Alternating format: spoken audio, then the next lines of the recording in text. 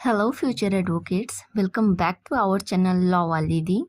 आज के इस क्लास में हम फंडामेंटल राइट्स के बारे में पढ़ेंगे, जो कि एमएस सेट के लिए एंड सीयूएटी पीजी के लिए बहुत ही ज़्यादा इम्पोर्टेंट है।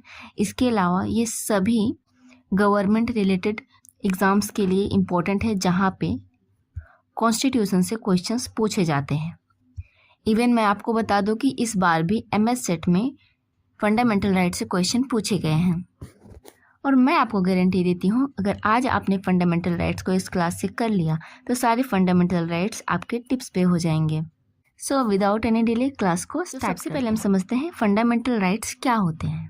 तो हमारी भारत की जनता को जो हमारा कॉन्स्टिट्यूशन है कुछ राइट्स प्रोवाइड करता है, जिसको कि हम फंडामेंटल राइट्स बोलते हैं, और यह आर्टिकल 12 से लेकर 35 तक दिया गया है। किसमें? पार्ट 3 में। Fundamental rights are the basic human rights guaranteed by the Constitution of India to every citizen and in some cases to non-citizen. Means कुछ fundamental rights non-citizen को भी available हैं. These rights protect liberty, equality, justice and dignity. ये भारत की जनता की आज़ादी को, उसकी समानता को, उसके न्याय को और उसकी अखंडता को क्या करता है? बनाए रखता है। They are includes in part 3 of the Indian constitution, और ये हमारे इंडियन कॉन्स्टिट्यूशन के पार्ट 3 में मेंशन है। Doctor B.R. Ambedkar called the right to constitutional remedies the heart and soul of the constitution. जो हमारा लास्ट फंडामेंटल राइट है, 6th fundamental right, उसको कहा जाता है heart and soul of the constitution. इसको सबसे पहले किसने कहा था? B.R. अम्बेडकर जी ने। ऐसा क्यों? क्योंकि हमें जो 6th राइट प्रोवाइड किए जाते हैं उसमें जो 5 राइट्स होते हैं, ये तो हमारे फंडामेंटल राइट्स हो गए, लेकिन अगर इन फंडामेंटल राइट्स वायलेट होते हैं तब हमारे पास एक और राइट होता है कि हम जो है सुप्रीम कोर्ट जाके अपने राइट्स के लिए केस कर सकते हैं किसी भी गवर्नमेंट बॉडी के अगेंस्ट।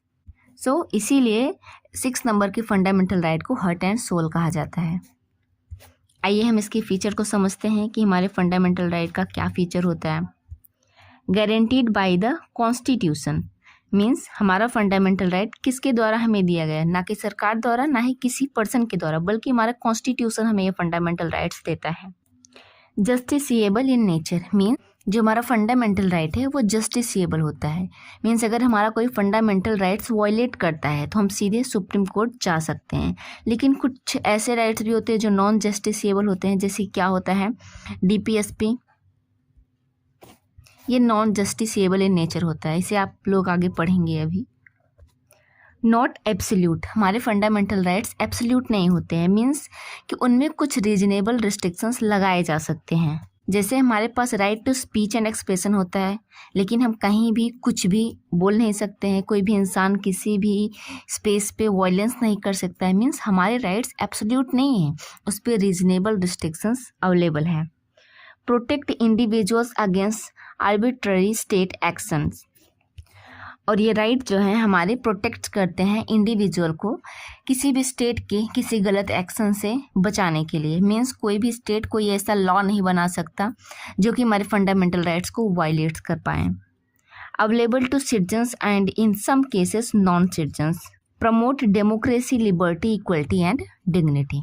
तो फर्स्ट हम आर्टिकल 12 को समझते हैं। आर्टिकल 12 में स्टेट की डिफिनीशन दी गई है। मीन्स कि आर्टिकल 12 में हमें बताया गया है कि स्टेट क्या होता है, जो कि फंडामेंटल राइट्स में जो टर्म स्टेट यूज़ किया गया है उसका मतलब क्या होता है। तो स्टेट में कौन कौन सी चीज़ें आती हैं, जैसे कि हमारी सेंट्रल गवर्नमेंट है, state government, parliament, state legislature, local authority and authority under government control. आप सिंपल टर्म्स में समझ सकते हैं कि स्टेट के अंदर जितने भी गवर्नमेंट बॉडीज़ होती हैं वो सभी इंक्लूडेड होती हैं, बट जो प्राइवेट बॉडीज़ होती हैं या प्राइवेट सेक्टर होता है वो स्टेट के अंदर नहीं आता है। मीन्स कि हम अपने फंडामेंटल राइट को स्टेट के अगेंस्ट इन्फोर्स करवा सकते हैं। अगर स्टेट हमारा फंडामेंटल राइट्स वायलेट करेगा तो हम सुप्रीम कोर्ट जा सकते हैं। बट कोई प्राइवेट कंपनी है, अगर वो कह रही है कि नहीं, लाइक कि अगर कोई प्राइवेट कंपनी है वो सिर्फ हिंदुओं को ही एंट्री दे रही है, अदर किसी भी रिलीजन्स को एंट्री नहीं दे रही है अपने जॉब्स के लिए या वर्क के लिए, तो हम उसके खिलाफ कुछ भी नहीं कर सकते। क्यों? क्योंकि वो प्राइवेट कंपनी है, वो अपने रूल्स एंड रेगुलेशन को बना सकते हैं। बट कोई भी गवर्नमेंट कंपनी, कोई भी गवर्नमेंट इंस्टीट्यूट ऐसा बिल्कुल नहीं कर सकता। एंड आगे है आर्टिकल 13 हमारा law inconsistent with fundamental rights. कोई भी लॉ जो कि हमारे पार्लियामेंट के द्वारा बनाया जाता है वो अगर हमारे फंडामेंटल राइट्स को वायलेट करेगा तो हम क्या क्या कर सकते हैं, ये हमारे आर्टिकल 13 में बताया गया है। Any law violets fundamental rights becomes void. Means अगर कोई भी law, any kind of law parliament के द्वारा बनाया जाता है और वो हमारे फंडामेंटल राइट को वायलेट्स करेगा तो वो वॉइड हो जाएगा, मीन्स वो इनवैलिड हो जाएगा।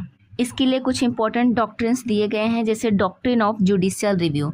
मीन्स कि मान लो पार्लियामेंट ने कोई लॉ बनाया और हमें लगता है कि हमारे फंडामेंटल राइट्स को वायलेट करेगा, तो हम क्या कराएंगे, उस पर जुडिशियल रिव्यू कराएंगे। मीन्स जो जुडिशियरी होगी उस लॉ को चेक करेगी, अगर उसने पाया कि हाँ ये फंडामेंटल राइट्स को वायलेट कर रहा है तो इस लॉ को क्या कर देगी, वॉइड कर देगी।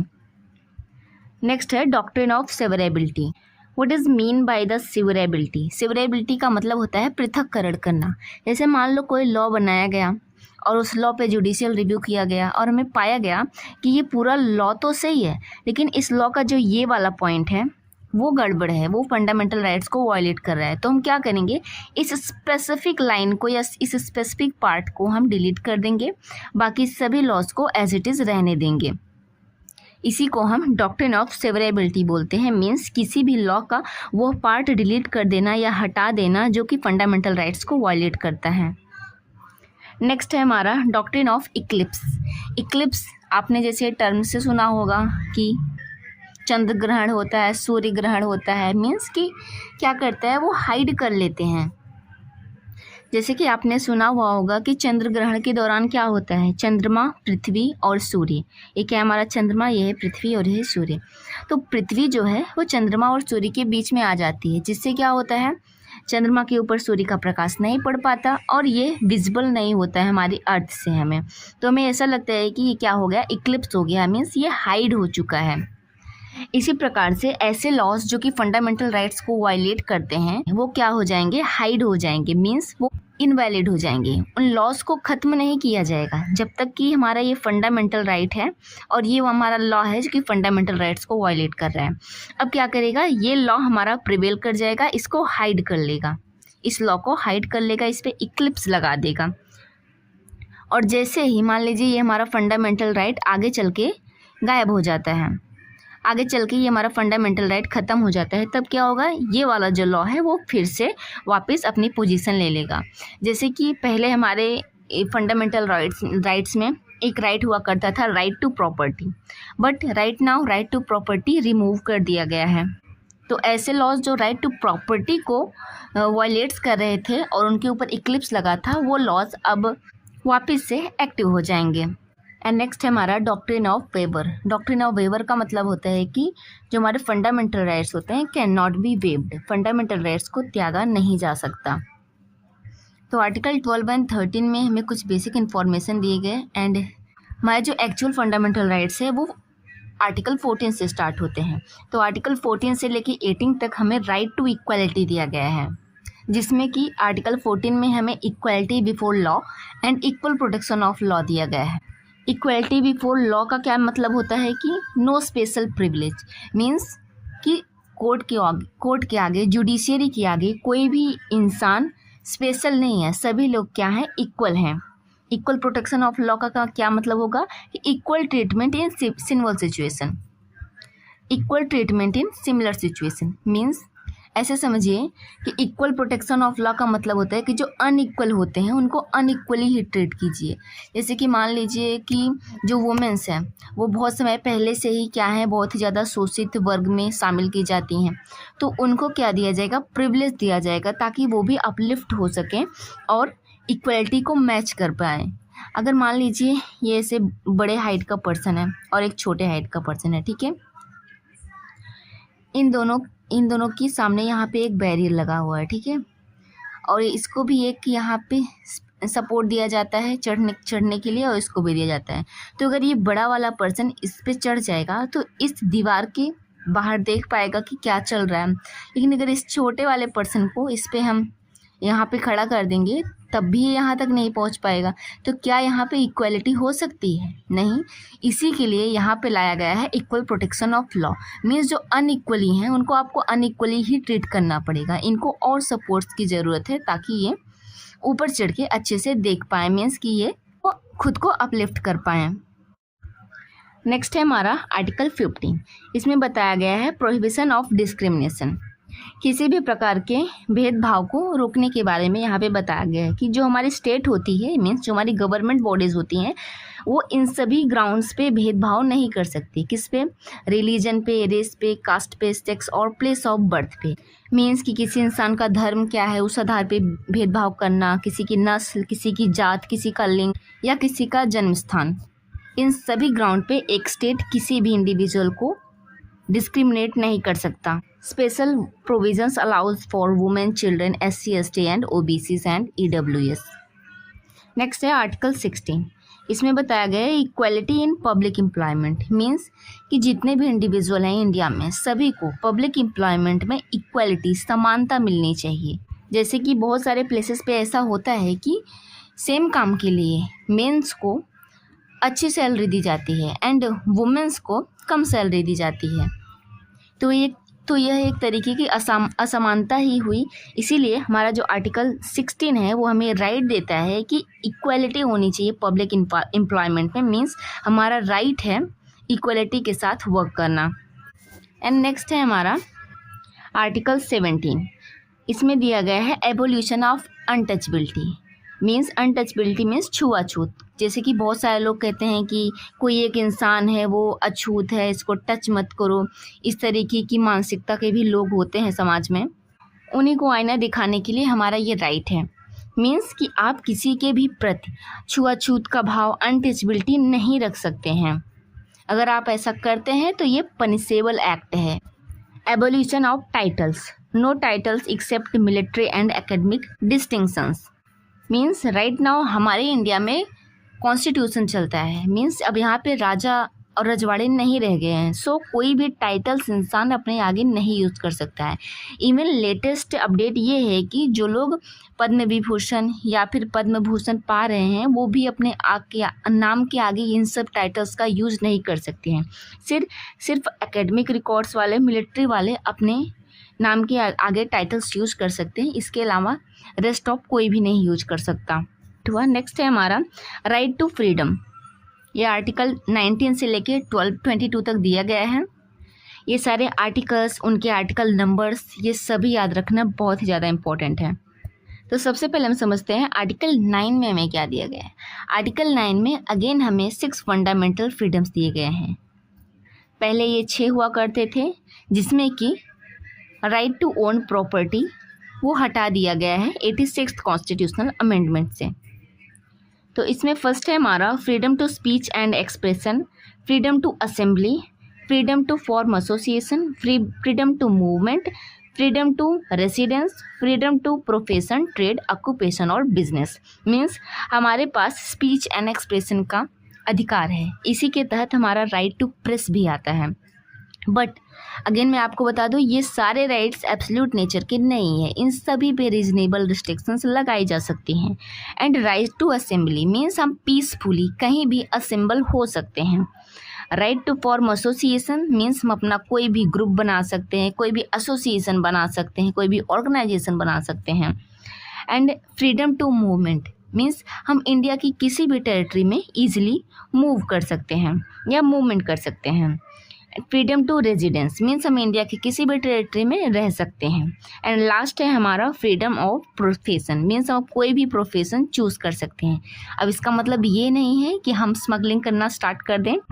तो जो प्रोफेशन लीगल्स है आप उनमें से किसी को भी चूज़ कर सकते हैं। नेक्स्ट है हमारा article 20 protection in criminal cases. ये बहुत ही इंपॉर्टेंट होता है। जैसे मान लीजिए कोई भी इंसान अरेस्ट हो चुका है, ठीक है, उसका जो गुनाह है वो क्लियर हो चुका है, हाँ इसी ने ये क्राइम किया है।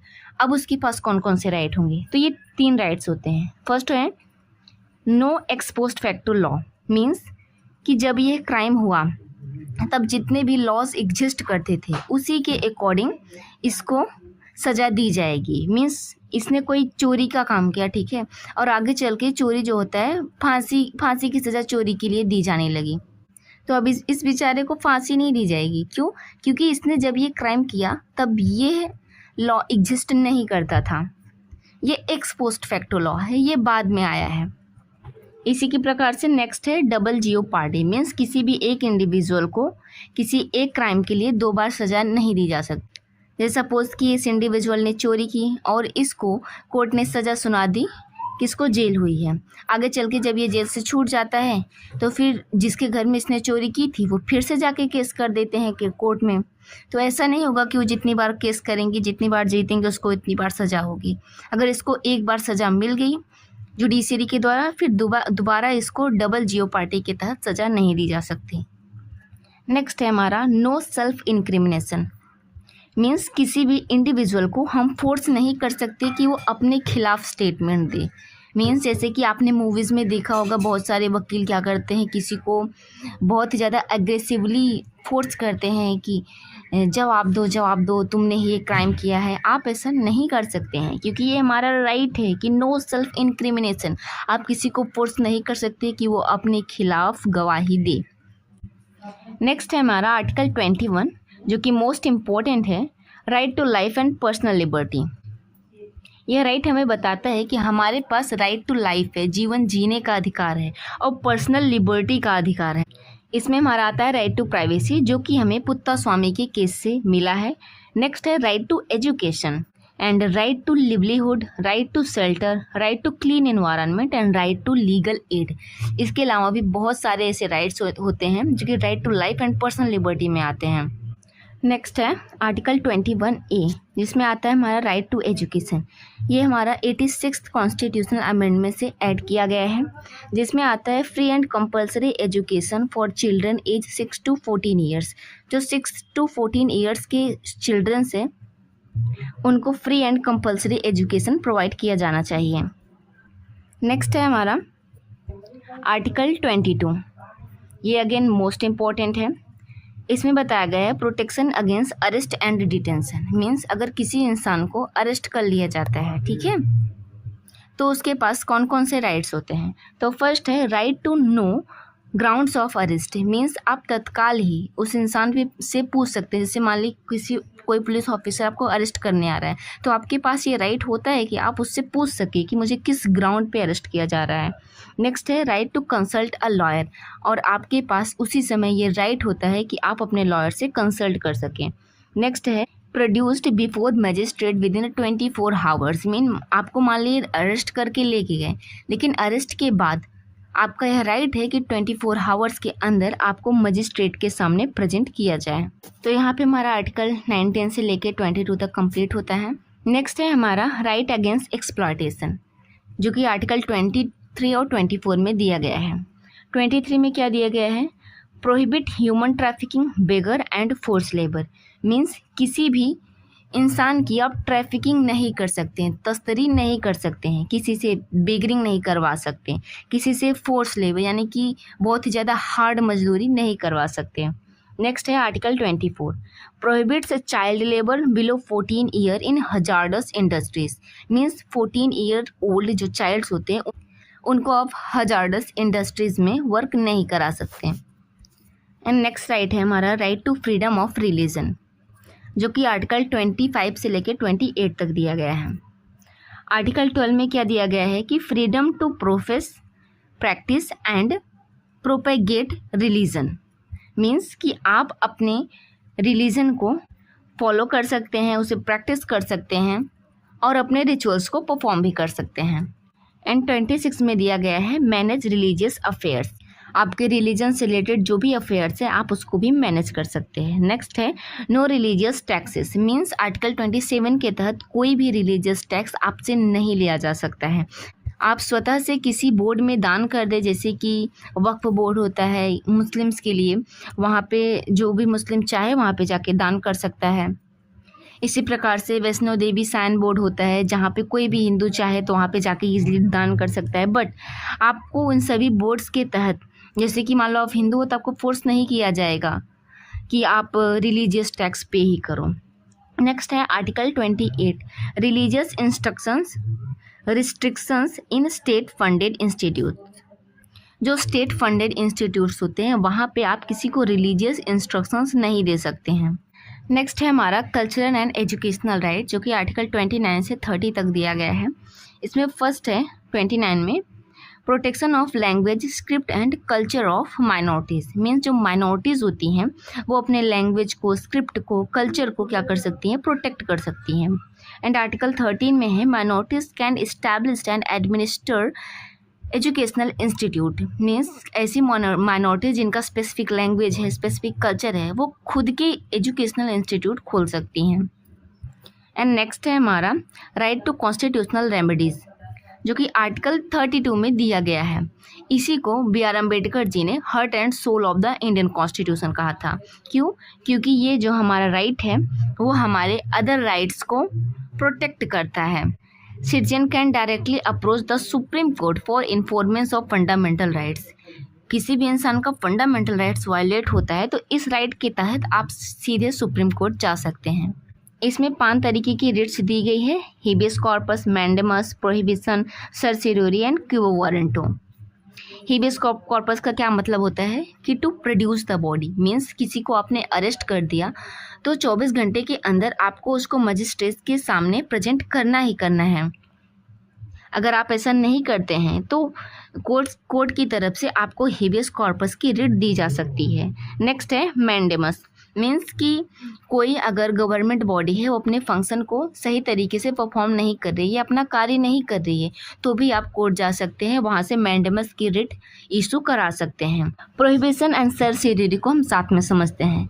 जैसे कि मान लीजिए कोई एक कोर्ट केस है जो कि कलकत्ता हाई कोर्ट के जुरिस्डिक्शन में आ रहा है, बट उस कोर्ट केस की जो हियरिंग है वो बॉम्बे हाई कोर्ट में चल रही है और बॉम्बे हाई कोर्ट ने उस पर जजमेंट भी दे दिया। तो जैसे मान ली कोई गया यहाँ पे केस किया और यहाँ पे बॉम्बे हाई कोर्ट में वो हियरिंग चलने लगी जो कि कलकत्ता हाई कोर्ट के जुरिस्डिक्शन के अंदर आती थी, तो क्या होगा, जो कलकत्ता हाई कोर्ट है इस हियरिंग के ऊपर प्रोहिबिशन लगा सकता है, मीन्स रोक लगा सकता है, यह कह के कि इस केस पे कलकत्ता हाई कोर्ट का जुरिस्डिक्शन है। और अगर मान लीजिए बॉम्बे हाई कोर्ट ने इस केस पे जजमेंट भी सुना दी, तब क्या होगा, कलकत्ता हाई कोर्ट यहाँ पे सर्सियोरी की रिट लगा के इस जजमेंट को क्वैश कर सकता है। मीन्स इस जजमेंट को नल एंड वाइड डिक्लेयर कर सकता है। तो इसका सिंपल मतलब ये होता है, प्रोहिबिशन मीन्स रोक लगाना, मीन्स कि आप अपने जुरिस्डिक्शन के अगेंस्ट जाके कोई भी केस नहीं सुन सकते हैं, और अगर आप जजमेंट भी सुना देते हैं तो वो बाद में क्वैश कर दिया जाएगा, नल एंड वाइड डिक्लेयर कर लिया जाएगा। एंड लास्ट में है हमारा क्विओ वारंटो। मीन्स कि what is your authority. Means जैसे कि मान लीजिए किसी के फादर क्या थे, कोई गवर्नमेंट एम्प्लॉय थे, और आगे चल के वो जब रिटायर हो जाते हैं तो उनकी पोजीशन पे जाके उनका सन जो है वो बैठ जाता है और फंक्शंस को परफॉर्म करने लगता है। चूँकि उसके फादर गवर्नमेंट एम्प्लॉय थे, वो खुद में गवर्नमेंट एम्प्लॉय नहीं है, तो कोर्ट जो है क्विओ वारंटो की रिट इशू करके ये पूछ सकता है कि आपकी क्या अथॉरिटी है, आप इस पोजीशन पे क्यों बैठे हुए हैं। और इम्पोर्टेंट 1 लाइन एग्जाम पॉइंट्स कुछ यहाँ पे दिए गए हैं जिसको आप गो थ्रू कर लीजिएगा। आई होप आज आपको फंडामेंटल राइट्स के ईच एंड एवरी पॉइंट्स बहुत ही आसानी से क्लियर हो गए होंगे। इस चैनल पे आपको MSET 3 ईयर LLB के लिए कंप्लीट गाइडेंस दी जाएगी। तो जो भी स्टूडेंट 2027 में MSET 3 ईयर LLB को टारगेट कर रहे हैं वो इस चैनल से ज़रूर जुड़ जाएं, क्योंकि मैंने खुद 2026 में MSET 3 ईयर LLB का एग्ज़ाम दिया है और ये बहुत ही अच्छा गुड स्कोर पाया है, जो कि अबव द 90 परसेंटाइल है। आगे मैं आपको ये भी बताऊंगी कि मैंने किस प्रकार से बुक्स कलेक्ट की, किस प्रकार से नोट्स बनाए और कैसी प्रैक्टिस की, एग्ज़ाम्स कैसे होते हैं, डिफरेंट काइंड्स ऑफ इन्फॉर्मेशन। और मैं आगे आने वाली वीडियोस में ये भी बताऊंगी कि एडमिशन प्रोसेस क्या होने वाला है, हमें कौन कौन से डॉक्यूमेंट्स लगेंगे, या फिर मुझे इस परसेंटाइल पे कौन सा कॉलेज मिला। इन सभी इन्फॉर्मेशन के लिए चैनल को सब्सक्राइब कर लें, और अगर वीडियो अच्छी लगी हो तो वीडियो को लाइक करना ना भूलें। Okay dear future advocates, Radhe Radhe.